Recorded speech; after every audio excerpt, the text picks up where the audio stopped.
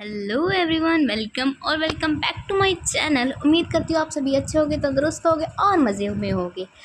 इस टॉपिक को स्टार्ट करने से पहले मैं आपको बता दूँ, अगर आप में से सीटेट, पीएसटेट और भी टीचिंग एग्ज़ाम की जो बच्चे तैयारी कर रहे हैं उनके लिए ये वीडियो काफ़ी हेल्पफुल रहने वाली है। आज हम इंडियन पॉलिटी स्टार्ट करेंगे, तो बिना किसी देरी के आज हम ये टॉपिक स्टार्ट करते हैं और उम्मीद करती हूँ कि आपको ये वीडियो अच्छी भी लगेगी। सबसे पहले अगर हम इंडियन पॉलिटी की बात करें कि इंडियन पॉलिटी का मतलब क्या है, मीनिंग क्या है, ठीक है। इंडियन पॉलिटी क्या है, मतलब इसका है राजनीति, ठीक है। राजनीति क्या होती है, अब राज प्लस नीति, मतलब राज का मतलब होता है गवर्नमेंट मतलब सरकार, और होता है एक मीनिंग कंट्री मतलब देश, ठीक है। इसके दो मीनिंग होते हैं, एक होता है गवर्नमेंट मतलब सरकार और एक होता है कंट्री मतलब देश। और नीति मतलब नीतियाँ मतलब पॉलिसीज़, ठीक है। क्या होता है इसका मतलब पॉलिसीज़। ओके बच्चों, ये आपको बात याद रखनी है। आगे क्या लिखा हुआ है, the policies frames by government to govern the country, ठीक है। वो पॉलिसीज़ जो गवर्नमेंट के द्वारा बनाई जाती है देश को चलाने के लिए, जो भी रूल एंड रेगुलेशन और पॉलिसीज़ गवर्नमेंट बनाती है देश को चलाने के लिए, उसे हम क्या बोलते हैं, इंडियन पॉलिटी बोल सकते हैं, ठीक है बच्चों। यहाँ पे लिखा हुआ है ना, the policies frames by the government to govern the country, देश ਨੂੰ ਚਲਾਉਣ ਲਈ ਨੀਤੀਆਂ, ठीक है बच्चों। तो ਜਿਹੜੇ भी ਆ रूल रेगूलेशन या पॉलिसीज़ ਹੁੰਦੀਆਂ ਇਹ ਕਿਹਦੇ ਵਿੱਚ ਲਿਖੀਆਂ ਜਾਂਦੀਆਂ, ਇਹ ਲਿਖੀਆਂ ਜਾਂਦੀਆਂ ਕਨਸਟੀਟਿਊਸ਼ਨ ਵਿੱਚ। ਕਿਹਦੇ ਵਿੱਚ ਲਿਖੀਆਂ ਜਾਂਦੀਆਂ, constitution. It is very important word ਸੰਵਿਧਾਨ मतलब ਕਨਸਟੀਟਿਊਸ਼ਨ, ठीक है। ਤਾਂ ਹੁਣ ਆਪਾਂ ਕਨਸਟੀਟਿਊਸ਼ਨ ਬਾਰੇ ਗੱਲ ਕਰੀਏ। ਕਨਸਟੀਟਿਊਸ਼ਨ ਕੀ ਹੈ, ਕਨਸਟੀਟਿਊਸ਼ਨ ਕੀ ਹੈ, बुक ऑफ लॉज है, बुक ऑफ पॉलिसीज़ है, ठीक है।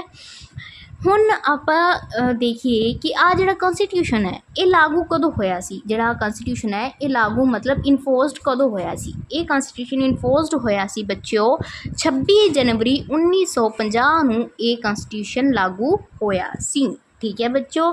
ਤੇ ਅੱਜ ਇਸ ਨੂੰ ਕਿੰਨੇ ਸਾਲ ਹੋ ਗਏ ਨੇ, 76 ਈਅਰਸ। ਕਿੰਨੇ ਹੋ ਗਏ, 76 ਈਅਰਸ ਹੋ ਚੁੱਕੇ ਨੇ ਆ ਕਨਸਟੀਟਿਊਸ਼ਨ ਬਣੇ ਹੋਏ ਨੂੰ। ਤੇ ਜੇ ਕੋਈ ਆਪਾਂ ਬਦਲਾਵ ਜਾਂ ਕੁਝ ਹੋਰ ਕਰਨਾ ਹੋਵੇ, मतलब ਚੇਂਜਿਸ ਇਨ ਕਨਸਟੀਟਿਊਸ਼ਨ ਕਰਨਾ ਹੋਵੇ, ਉਹਨੂੰ ਆਪਾਂ ਕੀ ਕਹਿੰਦੇ ਆ, ਸ਼ੋਧ। ਉਹਨੂੰ ਕੀ ਕਹਿੰਦੇ ਆ, ਸ਼ੋਧ मतलब ਅਮੈਂਡਮੈਂਟ ਕਹਿੰਦੇ ਆ। ਕਿਸੇ ਕਨਸਟੀਟਿਊਸ਼ਨ ਦੇ ਵਿੱਚ ਬਦਲਾਵ ਕਰਨ ਵਾਲੀ ਚੀਜ਼ ਨੂੰ ਅਸੀਂ ਅਮੈਂਡਮੈਂਟ ਕਹਿੰਦੇ ਹਾਂ। ਤੇ ਜੇ ਤੁਹਾਡੇ ਤੋਂ ਪੁੱਛ ਲਿਆ ਜਾਵੇ ਕਿ ਹੁਣ ਤੱਕ ਟੋਟਲ ਕਿੰਨੀਆਂ ਅਮੈਂਡਮੈਂਟ ਹੋ ਚੁੱਕੀਆਂ ਨੇ, ਤਾਂ ਤੁਸੀਂ ਦੱਸਣਾ ਹੈ ਕਿ 106 ਹੁਣ ਤੱਕ ਅਮੈਂਡਮੈਂਟ ਹੋ ਚੁੱਕੀਆਂ ਨੇ। ਕਿੰਨੀਆਂ ਅਮੈਂਡਮੈਂਟ ਹੋ ਚੁੱਕੀਆਂ ਨੇ, 106 ਅਮੈਂਡਮੈਂਟ ਹੋ ਚੁੱਕੀਆਂ ਨੇ।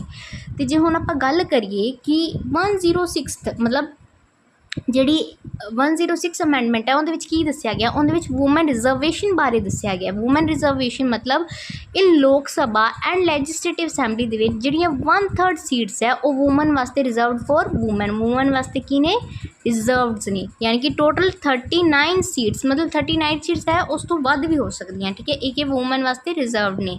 ਹੁਣ ਆਪਾਂ ਜੇ ਇੱਕ ਹੋਰ ਗੱਲ ਕਰੀਏ ਤਾਂ ਆ ਜਿਹੜਾ ਕੀ ਹੈ, ਲੋਕ ਸਭਾ। ਜਿਹੜੀ ਲੋਕ ਸਭਾ ਇਹ ਕਿਸ ਲੈਵਲ 'ਤੇ ਹੁੰਦੀ ਹੈ, ਇਹ ਸੈਂਟਰ ਲੈਵਲ 'ਤੇ ਹੁੰਦੀ ਹੈ, ਠੀਕ ਹੈ ਬੱਚਿਓ। ਇਹ ਸੈਂਟਰ ਲੈਵਲ 'ਤੇ ਹੁੰਦੀ ਅਤੇ ਇਹਦੇ ਵਿੱਚ ਕੀ ਹੁੰਦੇ ਆ, MP ਹੁੰਦੇ ਆ।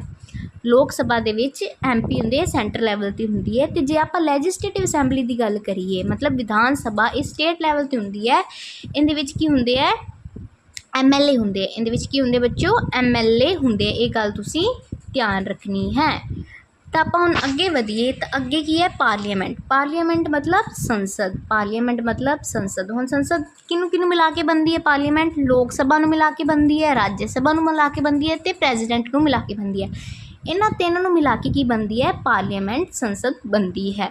ਹੁਣ ਜੇ ਆਪਾਂ ਕਰੀਏ ਕਿ ਕਿਸ ਦੇ ਦੁਆਰਾ ਜਿਹੜੀ ਅਮੈਂਡਮੈਂਟ ਹੈ ਇਹ ਕਿਸ ਦੇ ਦੁਆਰਾ ਹੁੰਦੀਆਂ, मतलब ਕਿਸ ਦੇ ਥਰੂ ਹੁੰਦੀਆਂ, ਇਹ ਪਾਰਲੀਮੈਂਟ ਦੇ ਥਰੂ ਕੀਤੀਆਂ ਜਾਂਦੀਆਂ, ਠੀਕ ਹੈ ਬੱਚਿਓ। ਪਾਰਲੀਮੈਂਟ ਦੇ ਥਰੂ ਇਹ ਅਮੈਂਡਮੈਂਟ ਕੀਤੀਆਂ ਜਾਂਦੀਆਂ ਨੇ।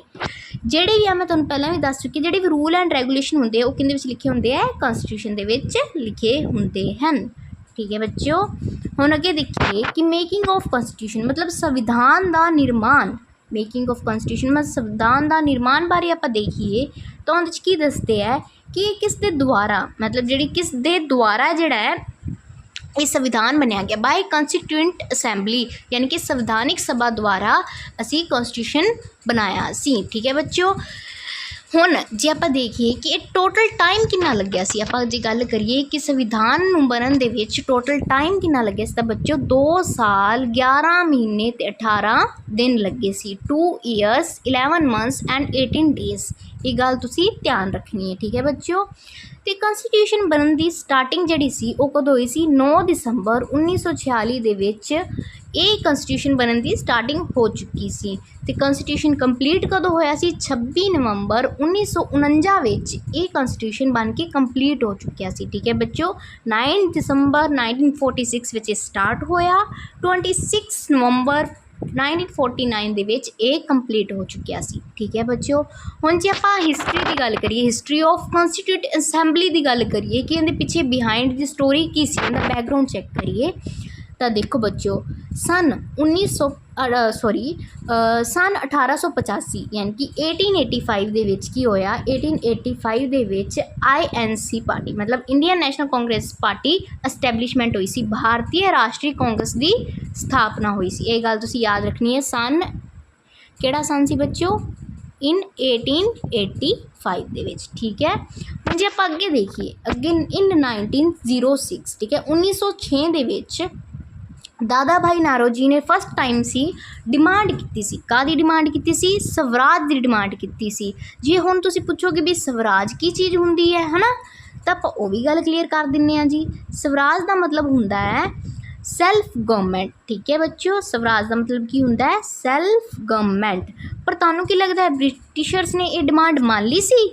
नो, ब्रिटिशर्स ने ये डिमांड नहीं मन्नी सी। ब्रिटिशर्स ने ये डिमांड की करती सी, रिजैक्ट करती सी, ठीक है बच्चों। हुण अगे आपां देखिए इन 1916, हुण सन 1916 की गल कर रहे हैं। इन 1916 1916 दे विच की होम रूल लीग बनी सी, यानी कि होम रूल मूवमेंट कह सकते हैं और लीग कह सकते हैं, ठीक है बच्चों। इहदे विच की है हुण A फॉर A तो रखना है तुसी एली बेसेंट याद रखनी है, तो B फॉर बाल गंगाधर तिलक याद रखनी है तुसी, ठीक है। एक तरह की ट्रिक है तुसी याद रखनी है। हुण इहदे विच की कह रहे हैं कि जिहड़ी एनी बेसेंट सी वो कित्थों दी सी, आयरलैंड दी सी, फ्रॉम आयरलैंड दी सी, ठीक है। इन्हां ने भी डिमांड रखी सी, इन्हां ने हुण काहदी डिमांड रखी सी, इन्हां ने डिमांड रखी सी स्वराज दी। ते की ब्रिटिशर्स ने हुण डिमांड मांग करती सी कंप्लीट? नो, ब्रिटिशर्स ने फिर तो रिजैक्ट करती सी, ब्रिटिशर्स ने रिजैक्ट करती सी आ डिमांड स्वराज की। हुण आपां देखिए कि सन 1928 ਦੇ ਵਿੱਚ यानी कि ईयर 1928 ਦੇ ਵਿੱਚ ਕੀ ਹੋਇਆ, मोती लाल नेहरू ने डिमांड की, ਜਿਹੜੇ मोती लाल नेहरू जी सी उन्होंने डिमांड कादी डिमांड की, कादी डिमांड की, उन्होंने अधिराज की डिमांड की।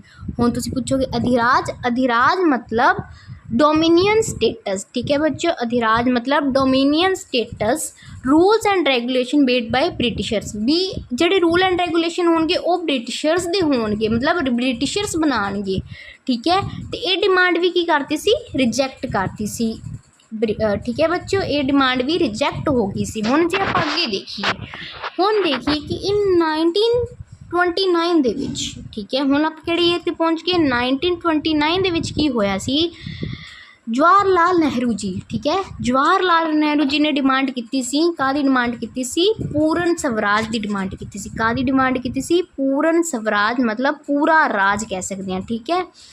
हुण इहदे विच की है, इन्होंने जो जवाहरलाल नेहरू जी ने आ डिमांड की तो ब्रिटिशर्स ने आ भी डिमांड की करती, रिजैक्ट करती, ब्रिटिशर्स नहीं मन्ने, ठीक है। फिर उस तो बाद की होया, ਜਿਹੜੇ पंडित मतलब जवाहरलाल नेहरू जी सी ते ਜਿਹੜੇ मतलब अपनी INC पार्टी बनी सी, इंडियन नैशनल कांग्रेस पार्टी बनी सी, उन्होंने की अनाउंस करता, उन्होंने अनाउंस करता कि आपां पूर्ण स्वराज आ किहड़े सन दे विच, इन 26 जनवरी 1930 ਦੇ ਵਿੱਚ ਉਹਨਾਂ ਨੇ ਇਨਫੋਰਸ ਕਰਤਾ ਪੂਰਨ ਸਵਰਾਜ ਇਨ ਇੰਡੀਆ ਦੇ ਵਿੱਚ। ਆਪਾਂ ਧੱਕੇ ਨਾਲ ਬਣਾਇਆ ਸੀ ਕਿ ਅਸੀਂ ਤੁਹਾਡੇ ਤੋਂ ਆਜ਼ਾਦ ਹਾਂ, ਬ੍ਰਿਟਿਸ਼ਰਸ ਤੋਂ ਅਸੀਂ ਆਜ਼ਾਦ ਹਾਂ, ਹਾਲਾਂਕਿ ਆਪਾਂ ਹੋਏ ਨਹੀਂ ਸੀ, ਬਸ ਧੱਕੇ ਨਾਲ ਆਪਾਂ ਨੂੰ ਕਰ ਦਿੱਤਾ ਸੀ। ਹੁਣ ਜੇ ਅੱਗੇ ਆਪਾਂ ਗੱਲ ਕਰੀਏ ਤਾਂ ਹੁਣ ਉਸ ਤੋਂ ਬਾਅਦ ਕੀ ਹੋਇਆ, ਇੰਨਾ ਸਭ ਕੁਝ ਹੋਣ ਤੋਂ ਬਾਅਦ ਇਨ 1930 31 32 ਦੇ ਵਿੱਚ ਕਿ ਬ੍ਰਿਟਿਸ਼ਰਸ ਥੋੜ੍ਹਾ ਜਿਹਾ ਡਰ ਗਏ ਹੈ ਨਾ ਵੀ ਆਹ ਕੀ ਹੋ ਗਿਆ। तो इस तो बाद की होया, राउंड टेबल कॉन्फ्रेंसिस होईयां सी, गोल मेज सम्मेलन होया सी इन 1930 दे विच, 1931 दे विच ते 1932 दे विच की होया, राउंड टेबल कॉन्फ्रेंसिस होईयां, ठीक है बच्चों, याद रखनी है गल तुसीं। हुण ये राउंड टेबल कॉन्फ्रेंस तो बाद की होया, जिहड़े महात्मा गांधी जी सी, महात्मा गांधी जी सिर्फ attend only one round table conference in 1931, only 1931 ਦੇ ਵਿੱਚ ਮਹਾਤਮਾ ਗਾਂਧੀ ਜੀ ਨੇ ਕੀ ਕੀਤੀ ਸੀ, ਰਾਊਂਡ ਟੇਬਲ ਕਾਨਫਰੰਸ ਕੀ ਕੀਤੀ ਸੀਗੀ, ਅਟੈਂਡ ਕੀਤੀ ਸੀ। ਕਿਉਂਕਿ 1930 ਦੇ ਵਿੱਚ ਅਤੇ 1932 ਦੇ ਵਿੱਚ ਮਹਾਤਮਾ ਗਾਂਧੀ ਜੇਲ੍ਹ ਵਿੱਚ ਸੀਗੇ। ਠੀਕ ਹੈ ਬੱਚੋ। ਹੁਣ ਜੇ ਕਿ ਦੇਖੀਏ ਅਸੀਂ ਕਿ ਇਹਦਾ ਮੋਟਿਵ ਕੀ ਸੀ, ਹੈ ਨਾ, ਇਸ ਚੀਜ਼ ਦਾ ਮੋਟਿਵ ਕੀ ਸੀ, ਆਪਾਂ ਦੇਖੀਏ ਕਿ what is the motive of round table conference, ਵੀ ਰਾਊਂਡ ਟੇਬਲ ਕਾਨਫਰੰਸ ਦਾ ਮੋਟਿਵ ਕੀ ਸੀ। ਉਹ ਕੀ ਕਹਿ ਰਹੇ, to frame the Indian constitution, ਕਿ ਤੁਹਾਨੂੰ ਅਸੀਂ ਇੰਡੀਅਨ ਕੌਂਸਟੀਟਿਊਸ਼ਨ ਬਣਾ ਕੇ ਦੇਵਾਂਗੇ, ਮਤਲਬ not give independence but gave separate constitution of India, ਵੀ ਤੁਹਾਨੂੰ ਅਸੀਂ ਇੰਡੀਪੈਂਡੈਂਸ ਤਾਂ ਨਹੀਂ ਦੇਵਾਂਗੇ ਪਰ ਤੁਹਾਨੂੰ ਅਸੀਂ ਤੁਹਾਡਾ ਸੈਪਰੇਟ ਕੌਂਸਟੀਟਿਊਸ਼ਨ ਦੇ ਦਾਂਗੇ। ਠੀਕ ਹੈ, ਇਹ ਇਹਨਾਂ ਨੇ ਕੀ ਗੱਲ ਕੀਤੀ ਸੀਗੀ, ਆ ਮੋਟਿਵ ਸੀ ਰਾਊਂਡ ਟੇਬਲ ਕਾਨਫਰੰਸ ਦਾ। ਬਟ ਕੀ ਹੋਇਆ, ਇੱਥੇ ਜਿਹੜੀ ਰਾਊਂਡ ਟੇਬਲ ਕਾਨਫਰੰਸ ਸੀ ਉਹ ਵੀ ਕੀ ਹੋ ਗਈ, ਫੇਲਡ ਹੋ ਗਈ। ਰਾਊਂਡ ਟੇਬਲ ਕਾਨਫਰੰਸ ਇੱਥੇ ਵੀ ਕੀ ਹੋ ਗਈ, ਫੇਲਡ ਹੋ ਗਈ। ਓਕੇ ਬੱਚਿਓ।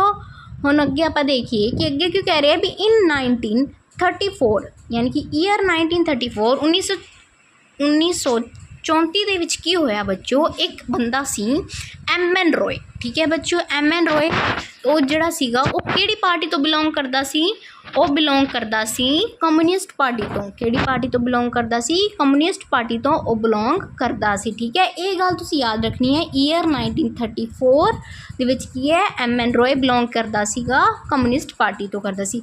ਉਹਨੇ ਇੱਕ ਆਈਡੀਆ ਦਿੱਤਾ। ਉਹਨੇ ਕੀ ਆਈਡੀਆ ਦਿੱਤਾ, ਉਹਨੇ ਆਪਾਂ ਨੂੰ ਆਈਡੀਆ ਦਿੱਤਾ ਕਿ ਸੰਵਿਧਾਨਿਕ ਸਭਾ ਬਣਾਵਾਂਗੇ। ਅਸੀਂ ਕੀ ਬਣਾਵਾਂਗੇ, ਸੰਵਿਧਾਨਿਕ ਸਭਾ, ਕੰਸਟੀਟਿਊਐਂਟ ਅਸੈਂਬਲੀ ਬਣਾਵਾਂਗੇ। ਠੀਕ ਹੈ ਬੱਚਿਓ। ਇਹ ਐਮ.ਐਨ. ਰੋਏ ਸੀ ਜਿਹਨੇ ਹੂ ਗੇਵ ਆਈਡੀਆ ਕਿ ਮਤਲਬ ਅਸੀਂ ਕੰਸਟੀਟਿਊਐਂਟ ਅਸੈਂਬਲੀ ਬਣਾਵਾਂਗੇ। ਉਸ ਤੋਂ ਬਾਅਦ ਕੀ ਹੋਇਆ, ਇਨ 1935 INC ਨੇ, ਇੰਡੀਅਨ ਨੈਸ਼ਨਲ ਕਾਂਗਰਸ ਨੇ ਡਿਮਾਂਡ ਕੀਤੀ ਕਾਦੀ, ਫੋਰ ਕੰਸਟੀਟਿਊਐਂਟ ਅਸੈਂਬਲੀ ਦੀ ਡਿਮਾਂਡ ਕਰ ਦਿੱਤੀ ਸੀ। ਠੀਕ ਹੈ ਬੱਚਿਓ।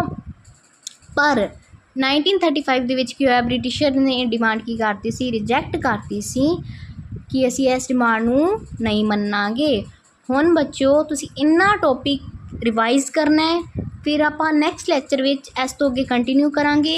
ਉਮੀਦ ਕਰਦੀ ਹਾਂ ਤੁਹਾਨੂੰ ਇਹ ਵੀਡੀਓ ਅੱਛੀ ਲੱਗੀ ਹੋਏਗੀ। ਜੇ ਤੁਹਾਨੂੰ ਇਹ ਵੀਡੀਓ ਵਧੀਆ ਲੱਗੀ ਹੋਵੇ ਤਾਂ please like, share and subscribe to my channel. Please ਇੱਕ ਲਾਈਕ ਦੱਬ ਦਿਓ, ਸ਼ੇਅਰ ਕਰ ਦਿਓ ਅਤੇ ਸਬਸਕ੍ਰਾਈਬ ਕਰ ਦਿਓ। Thanks for watching. Have a nice day.